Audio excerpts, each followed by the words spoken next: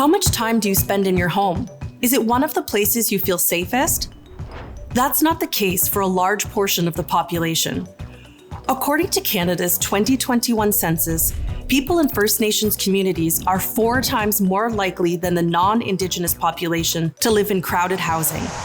This happens when there aren't enough bedrooms for everyone living in the home. People in First Nations communities are 6 times more likely to live in homes needing major repairs. Major repairs are the work needed to fix issues with plumbing, wiring, walls, floors, and ceilings. Poor quality housing can lead to significant issues, including mold, a long-standing health hazard in First Nations homes.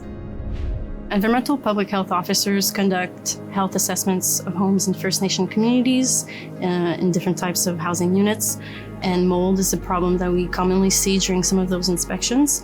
Personally, I've seen mold in very different contexts, such as in a basement following a really bad flood, or developing through very subtle condensation issues in the building envelope. There used to be a number of houses with mold issues, including my house. But there are houses that is just a recurring problem. They clean it up and it just back again in a few days. I guess the challenge is not knowing where mold comes from, not knowing how it grows, where it comes from, what the problems are, what to look for. If you don't know where the problem originates, then you don't know where mold comes from. Mold thrives in moist and humid places. Spotting mold in your home can sometimes be straightforward, but other times it's much more challenging. Mold can be in plain sight, like on walls or ceilings, making it easy to detect. However, it can also hide in less obvious places, such as behind walls, under carpets and basement floorboards, or in your HVAC system, where it's much harder to find.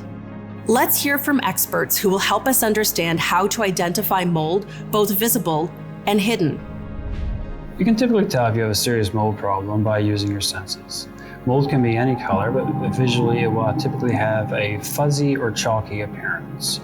You may notice that little spots are starting to grow and expand on interior surfaces, such as interior finishes, drywalls, furniture, and even your clothing.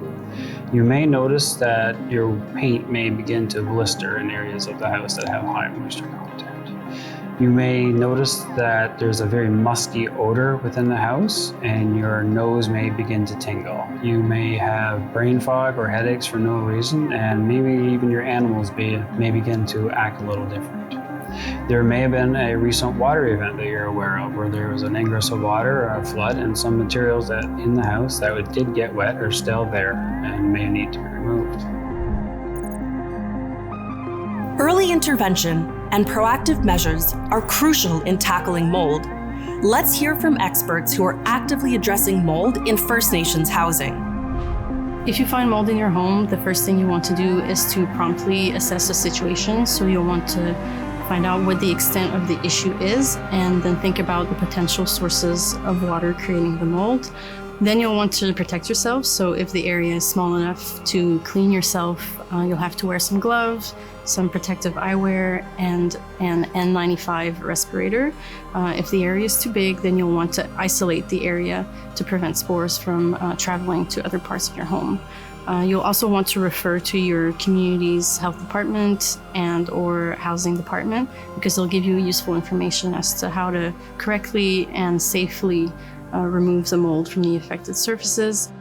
The key to controlling mold is moisture control, so you'll want to keep your house dry, free from leaks, and improve the ventilation in your home. Now, let's learn about CMHC's Residential Rehabilitation Assistance Program. First Nation communities can access funding for mold remediation through our Residential Rehabilitation Assistance Program, or RAP. The RAP program must list all remediations required to ensure that the house meets a minimum health and safety requirement. Once a qualifying repair has been listed, mandatory eligible repairs may be pursued. We've all heard the old adage, an ounce of prevention is worth a pound of a cure. This can't be truer when it comes to preventing mold.